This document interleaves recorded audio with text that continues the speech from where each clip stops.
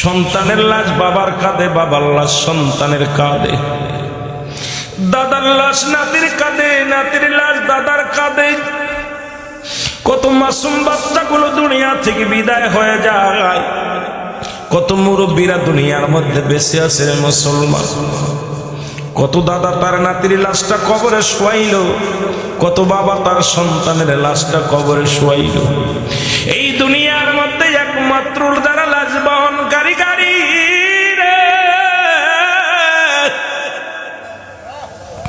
এই পৃথিবীর মধ্যে সন্তানের লাশ যে বহন করেছে, সেই বাবার জিগাইলে সেই বাবা বলতে পারবে এই পৃথিবীর সমস্ত দামি জিনিস, সমস্ত ভার, যত ভার হয় না সন্তানের লাশটা তার চাইতে অধিক ভার হয়েছে। ওই সন্তানের লাশ নিয়ে বাবা হাঁটতে পারে না, চলতে পারে না। আল্লাহ এই দুনিয়ার মধ্যে যতদিন থাকবো ইমানের সাথে থাকার তৌফিক দান করো। যেদিন মালাকুল মউত আসবে, ওই মরণের সময় আমাদের নসিবে তুমি কালেমা নসিব করে দিও। জোরে জোরে বলেন আমিন। আর একটু জোরে জোরে চিল্লায় বলো আল্লাহু আকবার।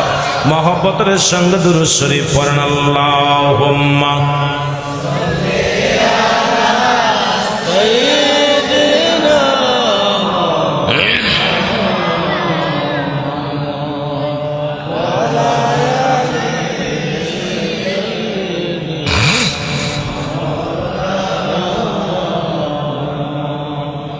ও মুসলমান দাঁড়াও দেখি, সাথে নিয়ে যাও কোরআন খানি, অগ সাথে নিয়ে যাও নামাজ খানি। বলো ও মুসলমান দাঁড়াও দেখি, সাথে নিয়ে যাও আমল খানি। বলো সাথে নিয়ে যাও। গর্বি পাতে কবরেতে, ঘর বিপদে কবরেতে, আমলি হবে তোমার সঙ্গের সাথী। ও মুসলমান দাঁড়াও দেখি, সাথে নিয়ে যাও আমল খানি। বলো সাথে নিয়ে যাও। আরো জোরে জোরে বলে ও মুসলমান দাঁড়াও দেখি, সাথে নিয়ে যাও। রং তামাশাই দিন কাটাইলা, এভাবে আর দিন যাবে না। রং তামাশাই দিন কাটাইলা, এভাবে আর দিন যাবে না।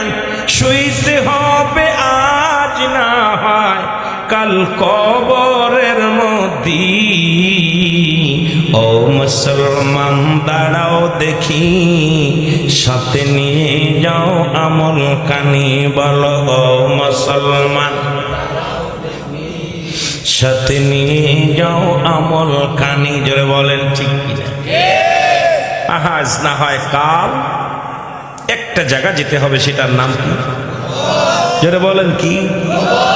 যাই করেন সবসময় আমল করতে হবে। এই জন্য আফসোস করে বলে ও মুসলমান দাঁড়াও দেখি, সাথে নিয়ে যাও আমল খানি। বলো সাথে নিয়ে যাও। এ মুসলমান গভীর মনোযোগ। মানুষের তিনটা বিপদ। নাম্বার 1 হলো মানুষের মরণ, নাম্বার 2 হলো কবর, নাম্বার 3 হলো কিয়ামতের ময়দান। এ মুসলমান 1 নাম্বার বিপদের নাম হলো কবর, 1 নাম্বার বিপদের নাম হলো মরণ। 1 নাম্বার বিপদের নাম কি? জোরে বলেন কি? কত মানুষ গাড়ি নিয়ে বাড়ি হতে বাইরে হয়েছে, লাশ হয়ে ফিরেছে। কত মানুষ বিদেশে ইনকামের জন্য গেছে, লাশের কফিন হয়ে বাংলাদেশে ফিরছে। জোরে বলেন ঠিক কিনা? লেখাপড়া শিখে চাকরি করবে, ব্যবসা করবে, বড় আশা করেছিল। আজরাইল আলাইহিস সালাম হাজির হয়ে গেছে, সেই চিন্তা ধারা মাথায় আছে। আজরাইল একটা মিনিট আপনাকে দুনিয়ার মধ্যে থাকতে দিবে না। এ মুসলমান গভীর মনোযোগ। এই জন্য বলতেছিলাম 1 নাম্বার এই মরণের পেয়ালা পান করতেই হবে, এর মধ্যে কোনো সন্দেহ নাই। জোরে কোন ঠিক কিনা? আজ না হয় কাল, কাল না হয় পশু, পশু না হয় তসু, একদিন যেতেই হবে। 50 বছর, 60 বছরের জিন্দেগি, 80 বছরের জিন্দেগি কি আমল করছো বান্দা? এই দুনিয়ার মধ্যে আসিয়া কি ইবাদত বন্দেগি করছো? রং তামাশায় কাটাইলা। এই দুনিয়ার মায়া ছেড়ে চলে যেতে হবে। আর মরণটা এত কঠিন হয়। আল্লামা মুফতি আমজাদ আলী সাহেব একটা কিতাব লিখলেন, কিতাবের নাম বারে শরিয়াত। এই কিতাবের মধ্যে লিখতে যা বললেন, মানুষ শোনো, যখন কোন সাধারণ মানুষ মৃত্যুবরণ করে, গমের ঘরে মারা যায়, নামাজ পড়তে যে মারা যায়, খানা খাইতে যে মারা যায়, সব চাইতে সহজ মৃত্যুটা হলো 70টা তাজা উটের গায়ের চামড়া। কয়টা?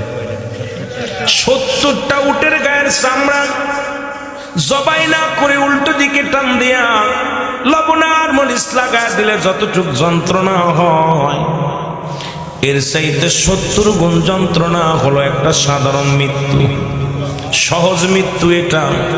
ওরে বাজান সুবহানাল্লাহ নয়, একবার বলা যাবে না আল্লাহু আকবার। এখন আমরা মরণকালে অনেকে পায়খানা করে দিই, মরণের সময় জিহ্বা বাইর হয়ে যায়, মরণের সময় চোখ। কত মানুষ মরণের সময় জিহ্বাখানায় এক হাত বাইর হয়ে যায় রে মুসলমান। কত মানুষ মরণের সময় প্রস্রাব পায়খানা করে দেয়। মরণের সময় কত মানুষের একটা অঙ্গ বেঁকা হয়ে যায়, নাক মুখ দিয়ে রক্ত বাইর হয়ে যায়। তাদের মৃত্যুটা কত কঠিন হয়, জোরে বলে বলেন ঠিক কিনা? কত মানুষের গোসল করাইলেন, ওই মরণের সময় পায়খানা করে দিছে।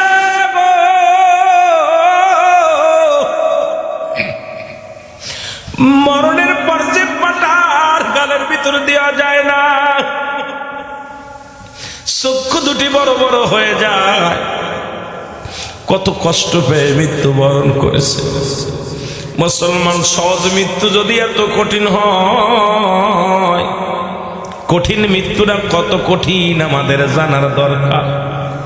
আমার বাবারা, এই মৃত্যু থেকে পালানোর কোনো পথ নাই।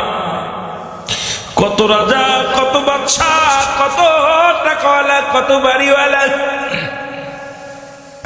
এই জমিনের মধ্যে আগমন করল, যাদের ভয়ে এই মির্জানগরের মধ্যে মানুষ থরথর করে কাঁপত গো। যাদের ভয়ে, মোল্লা গোষ্ঠীর ভয়ে মুশরিকদেররা কথা বলতে পারত না, শিখদের ভয়ে জুয়ার দ্বারা কথা বলতে পারত না। কতই না ক্ষমতা দেখাইছে, আজকে কবরে শুয়ে আছে। অনেকের কবরের উপর দিয়ে কুত্তা শেলে ঘাস পাবার পায়খানা করে, গরু ছাগলে ঘাস খায়। ওই কবর থেকে খেদানোর মতো ক্ষমতা আমার আল্লাহ দেয় নাই। এত বড় মস্তান তুমি ফেরদাউস মিয়া, এক ডাকে তোমার নামটা চিন্ত জাকের ভাইরা। মারা যায় দেখো, ওই কবরের ভিতরে গেলে কত কুকুর শেলে পায়খানা করবে ওই সন্তান, কবরটা পর্যন্ত তোমার হেফাজত করবে না। জোরে বল ঠিক কিনা? এত টাকা, এত পয়সা, সম্পদ রেখে গেলাম, এই দুনিয়া থেকে বিদায়ের পরে আর তোমারে কেউ চিনবে না। এই দুনিয়ার কতই না রং তামাশার দুনিয়া, কত সুদ খাইলা, ঘুষ খাইলা, জিনা ব্যভিচার করল, অন্যায় করলা রে ভাই। এই দুনিয়ার সম্পদ করলাম, এই দুনিয়ার সম্পদ খাবে লোকে, আর তোমার দেহটা খাবে পোকে। কিসে খাবে? এই দেহটা খাবে পোকে, দুনিয়ার সম্পদ খাবে লোকে।